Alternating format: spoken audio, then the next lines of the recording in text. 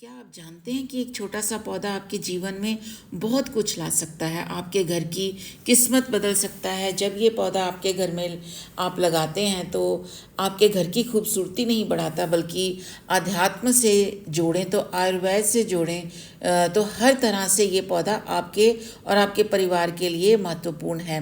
यानी अध्यात्म की तरफ भी ले जाता है ये पौधा और आयुर्वेद की तरफ भी ले जाता है।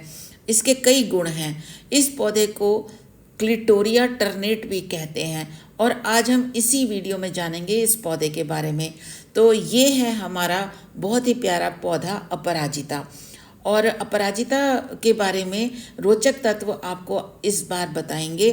तो वीडियो शुरू करने से पहले मेरे चैनल को लाइक शेयर सब्सक्राइब ज़रूर कीजिए जिससे कि मेरे चैनल को बढ़ावा मिल सके। और हाँ, हाइप ज़रूर करिए जिससे कि जो नया जो ये आया है हाइप का वो हाइप ज़रूर मिल सके।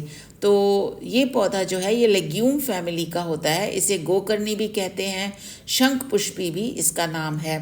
तो ये दो तरह का होता है, एक जो डबल पेटल का और एक ये होता है सिंगल पेटल का। इसी तरह सफ़ेद में भी दो तरह के ही आते हैं, गुलाबी और हल्का रंग का भी होता है, लेकिन मेरे पास ब्लू कलर का है। लक्ष्मी और विष्णु भगवान के चरणों में अर्पित करने की पौराणिक कथा है इसकी। और साथ में आयुर्वेद में इस फूल को विष्णु कांता भी कहते हैं। भगवान विष्णु का आभूषण भी कहा गया है इस फूल को। यहाँ तक कि बंगाल में इस फूल के नाम से लड़कियों के नाम भी रखे जाते हैं, जैसे कि अपराजिता। और इसके अलावा अपराजिता का अर्थ है कि इसे कोई हरा नहीं सकता। इस फूल का तो रामायण के ज़माने से उपयोग होता आ रहा है और इसकी मान्यता धार्मिक इतनी ज़्यादा है कि मैंने कि कहीं पढ़ा था कि इस फूल को अगर आप अपने आराध्य देव को चढ़ाते हैं तो शत्रु बाधा भी दूर होती है। विवाह और मांगलिक कार्यों में ये पुष्प शुभता का प्रतीक माना जाता है और विजय और समृद्धि का प्रतीक मानते हुए नवरात्र में माँ दुर्गा की पूजा में इसे बहुत अधिक महत्व दिया जाता है।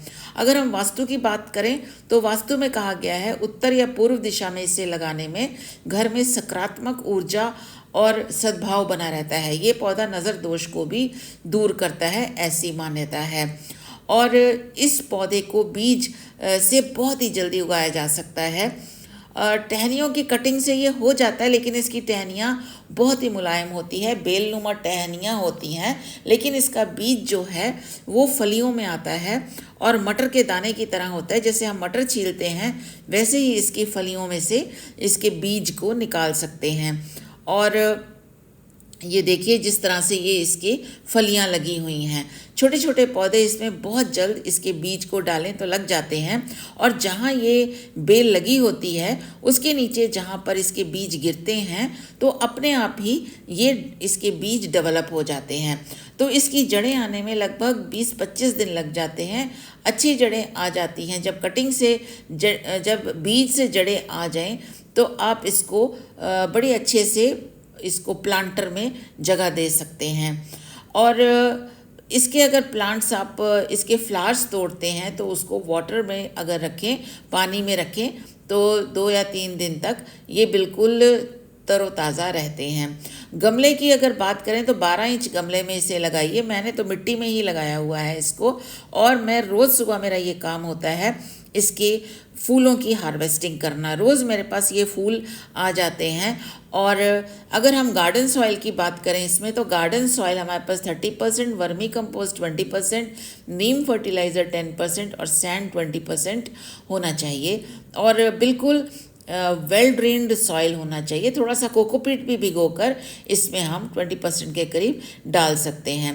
हर पॉट के हिसाब से लगभग 5 से 10 ग्राम इसमें हम एप्सम सॉल्ट भी डालते हैं। मैं नहीं डालती एप्सम सॉल्ट, हाँ आप डाल सकते हैं, लेकिन मैं इसकी जगह मैं हल्दी यूज़ करना ज़्यादा प्रेफर करती हूँ, फंगीसाइड जैसे। तो इस तरह से आप इसके प्लांटर की मिट्टी बना सकते हैं। ये पौधा बेलनुमा होता है तो इसको सहारा देना बहुत ज़रूरी होता है। मैंने इसको ज़मीन पे लगाया हुआ है और दीवार के साथ इसको एक पूरी बड़ी डंडी लगाकर ग्रिल के साथ इसको बांधा हुआ। और ये देखिए कितनी फैल गई है, ये इतना ज़्यादा फैल जाती है। और इसको इसको बढ़ाने के लिए या बढ़ने के लिए मॉस स्टिक, गमलों में मॉस स्टिक का भी सहारा दे सकते हैं। लेकिन मैंने देखिए इसको नीचे से जो इसकी मैं टहनियाँ जो बेल रूपी टहनियाँ होती हैं वो हटा देती हूँ, और इसकी इतनी भर भर के इस मौसम में, यानी सितंबर चल रहा है, तो इतनी इसकी फलियां आती हैं कि इतने आप पौधे बना सकते हैं। और मैंने तो कई पौधे अपने फ्रेंड सर्कल में बना के दिए हैं। तो ये देखिए, ये जब मैं हार्वेस्टिंग करती हूँ तो छाए में इस पौधे के फूलों को सुखाती हूँ। ये फूल बहुत ही आयुर्वेदिक के उसमें बहुत ही बढ़िया होते हैं और इनका महत्व अलग ही है। अगर आप इसकी चाय पीते हैं तो ये बॉडी को डिटॉक्स करता है। और ये पौधा नाइट्रोजन फिक्सिंग प्लांट है, अर्थात जब आप गमले में लगाते हैं तो इसकी जड़ों से नाइट्रोजन रिलीज़ होती है। और अगर आपने ज़मीन में लगाया है तो इसकी ज़मीन में इसकी जड़ों से नाइट्रोजन रिलीज़ होगी। तो क्या होगा, आसपास के जो पौधे हैं उनको इनकी जड़ों के माध्यम से जो नाइट्रोजन रिलीज़ हो रहा है और जो मिलेगा, तो इसी तरीके से क्लस्टर में अगर आप लगाएंगे, आसपास लगाएंगे, तो ज़रूरी है कि बीच में हवा आती जाती रहे, तो वहाँ फंगस लगने के चांसेस होते हैं। इसलिए थोड़ी सी दूरी पर इन पौधों को लगाना चाहिए। इसके फूल को वास्तु में कहाँ रखें, कुछ और बातें भी हैं। इसके आयुर्वेद में बहुत महत्व है इसके फूलों का। फूलों के अगर गुण की बात की जाए तो आपने मेरे चैनल पे देखा होगा ब्लू टी मैं इसकी बनाती हूँ। और इसका ये जो फूल हैं ये ब्रेन टॉनिक कहा जाता है। इस पौधे के फूल की चाय ब्रेन कंसंट्रेशन बढ़ाने में बच्चों को भी दी जा सकती है। इस पौधे की चाय पीने से मन शांत रहता है और अच्छी नींद आती है।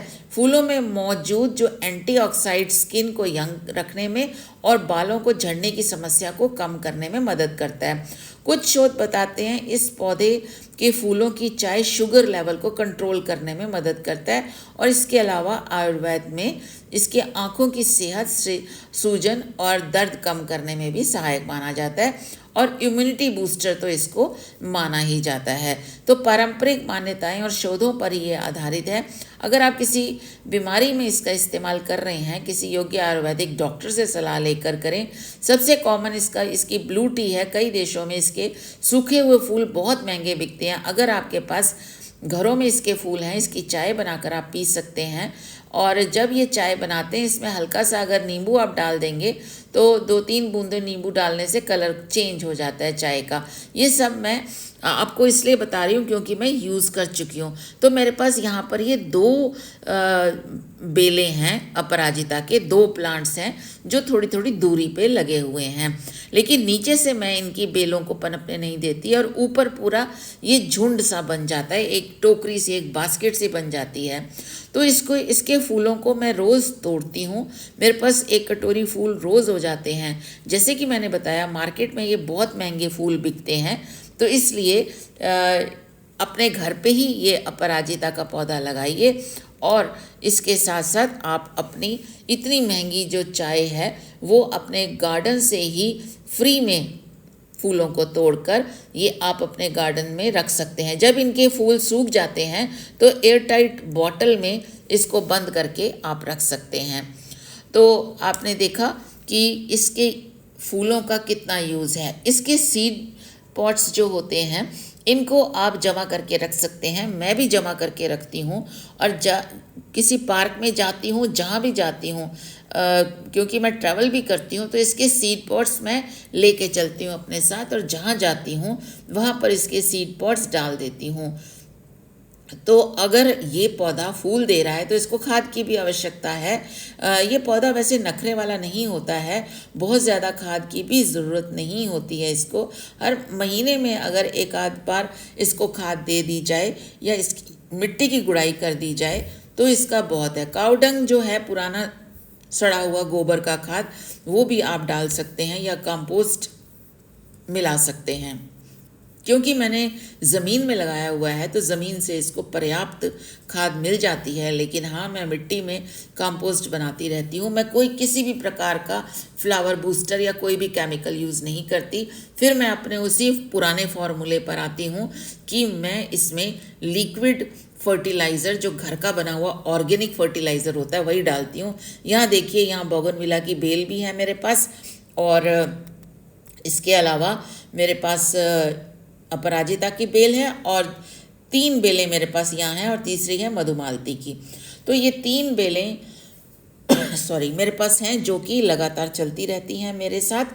तो आपने भी पुराना जो मेरे वीडियोस हैं उस पे अगर आप जाएंगे तो देखेंगे कि मैंने 3 बेल त्रिवेणी बेल का भी जिक्र किया है, नहीं तो मैं डिस्क्रिप्शन में डाल दूंगी। और ये देखिए मेरे पास हार्वेस्टिंग फ्लावर्स की तो रोज़ ही होती है और मैंने काफ़ी सारे फूल जमा कर रखे हैं।